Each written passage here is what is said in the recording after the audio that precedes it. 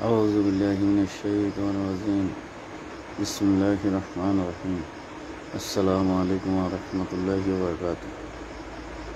সবাইকে সালাম, শুভেচ্ছা ও অভিনন্দন।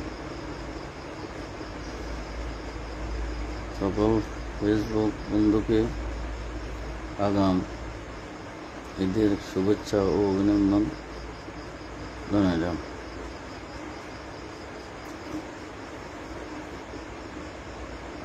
যারা যেখান থেকে যে অবস্থা আছেন দেখছেন সবাইকে অভিনন্দন। একটি গুরুত্বপূর্ণ কথা আপনাদের সাথে শেয়ার করার জন্য রাত্রে লাইভে আসলাম। কথাটি হচ্ছে মাথা পিতার ব্যাপারে একটি কথা। আমাদের সকলেরই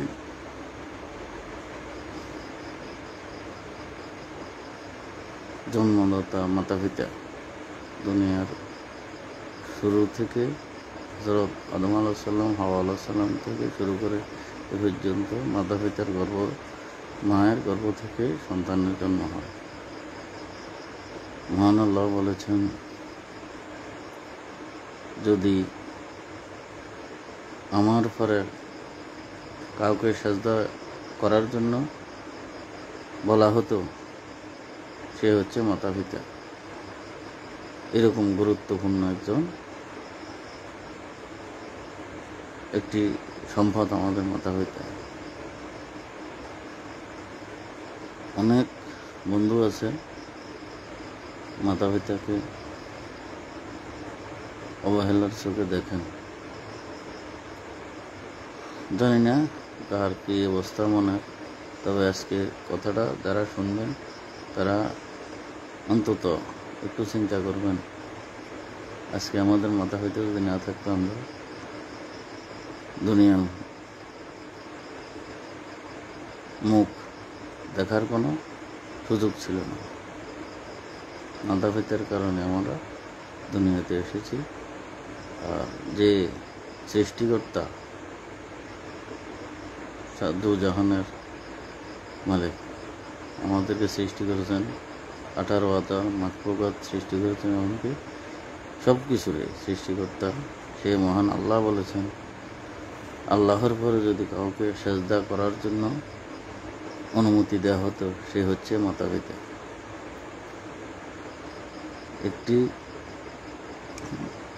বন্ধুর একটি কথা শুনে মনে অনেক কষ্ট, তাই কথাটি বলতেছি সকল বন্ধুর শুনে, যাতে আমাদের বন্ধুদের মধ্যে যদি কোনো ভুল ত্রুটি থাকে ওনারা ইনশাল্লাহ শুদ্ধ করে নেবেন। এই জন্যে বলা। আমাদের কুমিল্লার এক বন্ধু, তিনি মায়ের সাথে কথা কাটাকাটি করে হয়তো কি বলেছেন জানি না, উনি বাড়ি থেকে বাইরে হয়ে গেছেন, যাওয়ার পরে ওনার অ্যাক্সিডেন্টে একটি পা চলে গেছেন। এখন তিনি পঙ্গু। আরেকজন বন্ধুর একটি কথা শুনলাম, তার 3টি সন্তান, তার মধ্যে 2জনই আত্মহত্যা করেছেন। আর একজন আছেন তাও মানসিক প্রতিবন্ধী হিসেবে। সেটাও শুনলাম মাতা পিতার মনে কষ্ট দেওয়ার কারণে। তো এখন যিনি মায়ের সাথে যোগা করে বের হয়ে এসে পঙ্গুত্ব বরণ করেছেন, তার পরিবারটা শেষ। তাই আমরা অনেকেই পরিবারের বা স্ত্রীর, ছেলে সন্তানের সুবিধার জন্য হয়তো অনেক সময় রাগান্বিত হয়ে মাতা পিতার সাথে কটু কথা বলে ফেলি। যদিও বলি, সাথে সাথে মাতা পিতার কাছ থেকে যেহেতু মনে কষ্ট না যায়, মাতা পিতা এমন একটা জিনিস, আল্লাহর পরে তার স্থান। ক্ষমা চাইলেই মাতা পিতা ক্ষমা করে দিবেন। আর মাতা পিতার মনে কষ্ট দিয়ে এখন তার পরিবার শেষ, তার পরিবারের ছেলে মেয়ে বউ বাচ্চা সবাই, তিনি যেহেতু পঙ্গু, তার পরিবারটা পুরো পরিবারটাই পঙ্গু হয়ে গেছেন। তাই সকল বন্ধুর স্ত্রী, পরিবার পরিজন এবং ছেলে মেয়েদেরকে আপনারা স্ব স্থান থেকে বুঝিয়ে বলবেন, যাদের মাতা পিতা জীবিত আছে আপনাদের মধ্যে, তাদেরকে যেন সম্মান করে। আর আপনারা তো অবশ্যই করবেন। আর বিশেষ করে স্ত্রী কথায় যারা মাতা পিতার মনে কষ্ট দেন, তাদের দুনিয়া এবং আখিরাত দুটোই শেষ। স্ত্রী যদি হয়তো অনেক সময় মাতা পিতার সাথে ভালো আচরণ করার এখতিয়ার নাই, তারপরেও আপনি যেহেতু স্বামী, আপনিও বুঝিয়ে বলবেন, আমরাও এরকম পরিবার নিয়ে ছিলাম, আছি, হয়তো এরকম একটা সময় কাটাইছি আমরা। এবং আমাদের মাতা পিতা নাই, আমরা বুঝতেছি মাতা পিতা কত মূল্যবান সম্পদ। সারা পৃথিবীর সর্বশ্রেষ্ঠ মূল্যবান সম্পদ হচ্ছে মাতা পিতা, যাদের মাতা পিতা জীবিত আছেন। আমাদের মধ্যে যাদের মাতা পিতা জীবিত আছেন তাদেরকে আমি অনুরোধ করে বলবো, তাদেরকে হাতে পায়ে ধরে অনুরোধ করে বলবো, আপনারা যদিও কোনো মাতা পিতার সাথে ত্রুটি থাকে, অতি সত্বর আপনারা মাতা পিতার সাথে ক্ষমা চেয়ে এই ত্রুটিগুলো দূর করে নিন। না হয় এমনকি অবস্থা হবে, হয়তো আল্লাহ ভালো জানেন, মাতা পিতার মনে কষ্টটা পাপের মধ্যে একটি। যাই হোক, সবাইকে